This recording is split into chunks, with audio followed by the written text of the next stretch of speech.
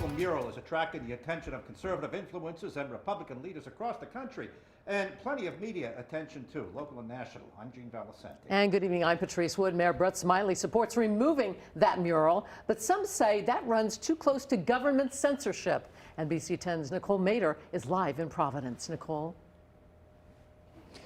Gene and Patrice, the mural is still hanging, as you can see behind me here, even as owners of the Dark Lady Club say that they want it removed. Critics are calling it censorship, and so is the artist behind the art.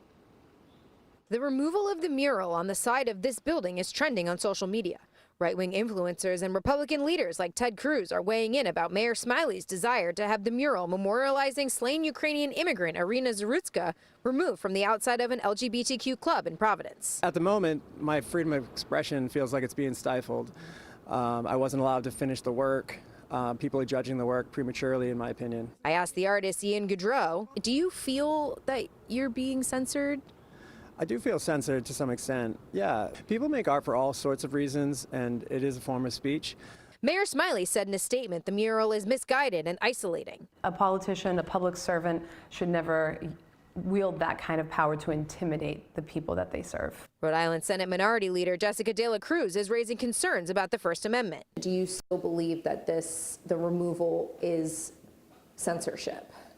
Absolutely, because those individuals did not come to that conclusion on their own. They came to that conclusion because they were influenced by a government official. Other murals in Providence were created to make a statement, like the Still Here mural of a Narragansett woman reminding viewers about the historical erasure of Indigenous people and their identity. Mayor Smiley spearheaded the commission of this mural behind me here, which celebrates Chinese and Southeast Asian communities as well as LGBTQ expression.